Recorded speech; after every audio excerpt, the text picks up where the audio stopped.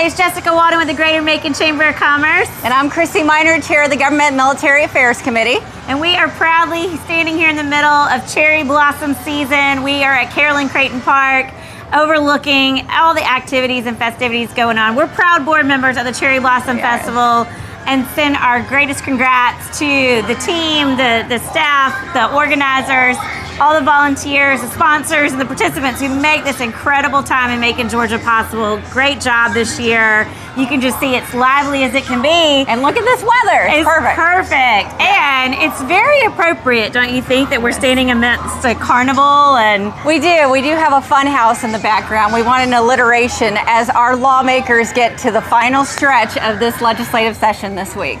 So this week is sine die, which means it all comes to a close and papers are ripped up and it's declared over. It is. And on the way to the governor's desk, possibly.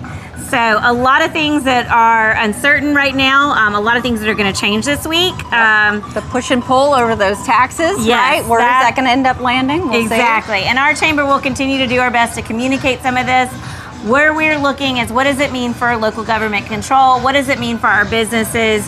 Who's paying what in order to achieve this great thing called affordability that has been the theme of this session? Yes. So, speaking of affordability, there was some good news. They did go ahead and pass, and the governor signed a gas tax abatement. So we do have a little bit of relief at the pumps now for the near term, which is great news. Yep.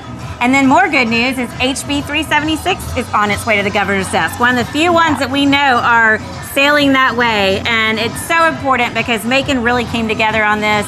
Historic Macon, Newtown Macon really led a grassroots effort to make sure that Macon had more to say, that we use these tax credits in order to develop our downtown, create opportunity for business. And I mean, we're standing right now in the gazebo, which is among our national historic landmarks in this country. So we know that this really does mean a lot for our community as well as others. So congratulations to everyone who made that happen.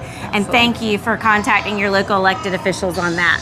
Still have a few quality of life issues in education, medical cannabis, healthcare that are working through the rickets. And again, we're going to see the other side of that here in just a couple of days.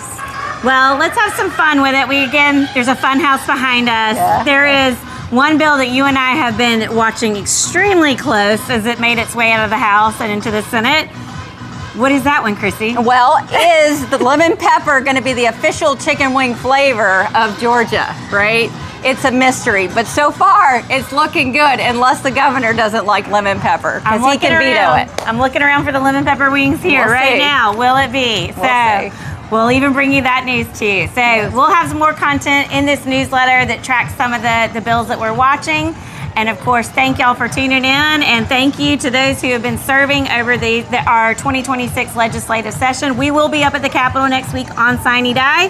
And thank you to everyone who has been a part of this advocacy effort, for going to Macon Day to some of the breakfasts we had. We actually had a reception last week at the Capitol again as we declared sunset on the session. So there goes another one, and we look forward to sharing more soon.